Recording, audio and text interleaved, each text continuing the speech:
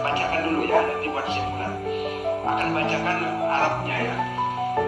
A'udzubillahi minasyaitonir rajim. Wa iz qala rabbuka lil malaikati inni khaliqum basyarum min salsalin min hamaim masnun. Dan ingatlah ketika Tuhanmu berfirman kepada para malaikat, sesungguhnya aku akan menciptakan seorang manusia dari tanah liat kering yang berasal dari lumpur hitam yang diberi bentuk. Itu pertama ya, soal Allah berfirman ya. Nah, Allah berfirman. Kemudian, maka apabila aku telah kata Allah, aku telah menyempurnakan kejadiannya dan telah meniupkan ke dalamnya roh ciptaanku. Nama saya Indah Rahmah, di sebelah saya ada Pak Ustadz Andri Firman, Sarjana Agama. Oke, di sini saya ingin bertanya kepada Ustadz, mohon izin Pak Ustadz. Apabila sumber suatu hukum terdapat pada Al-Quran dan Qiyas, mereka saling bertentangan, maka kita harus mengambil sumber hukum dari mana? Yang kalau kewajiban kita selaku Islam yang beriman dan taat kepada hukum, tentu hukum syariat yang kita terlebih dahulukan. Karena agama Islam ini hukumnya sebagai hidayah dan petunjuk untuk mengarungi kehidupan di dunia ini tidak lain dan tidak bukan Al-Quran. Ketika qiyas atau ketika ijma' itu bertentangan dengan Al-Quran, maka ijma' dan qiyas harus kita tinggalkan. Yang paling kita utamakan itu Al-Quran, tidak ada tawar-menawar lagi.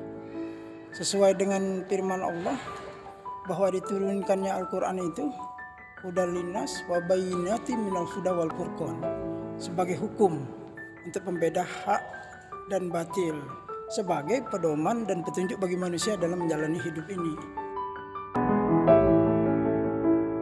Sumber kajian Islam bagi muslim di dunia itu kan pasti sama, karena Islam itu tidak ada sumbernya terkecuali dari Al-Quran dan Sunnah Rasul. Karena Allah sudah mengatakan dalam Al-Quran surat Al-Baqarah ayat 2, "Dzalikal kitabu la raiba fihi hudan lil muttaqin." Demikian kitab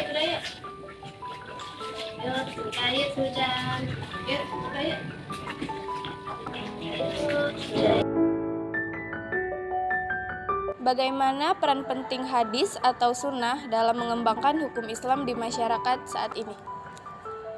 Sangat penting sekali peran hadis atau sunnah tersebut, karena Al-Quran menerangkan secara global, sementara hadis dan sunnah itu detail.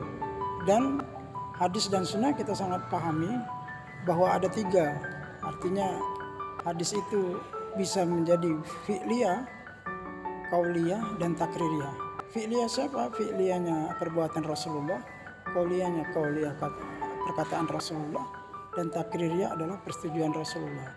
Jadi apa yang ada di dalam Al-Quran itu lebih dirincikan dan dijelaskan lagi di dalam hadis.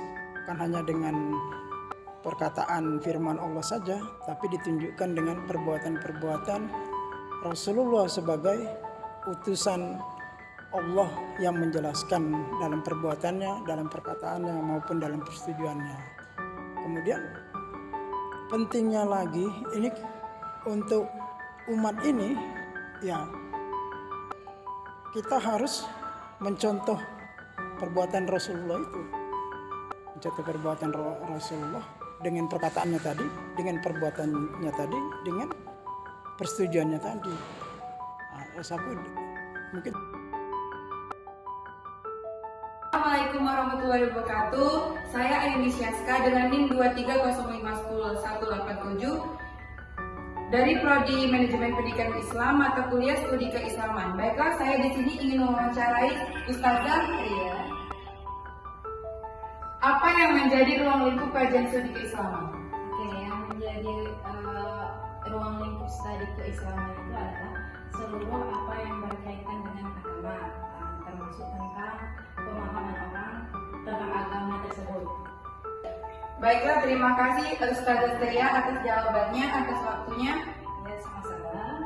Saya akhiri, wassalamualaikum warahmatullahi wabarakatuh.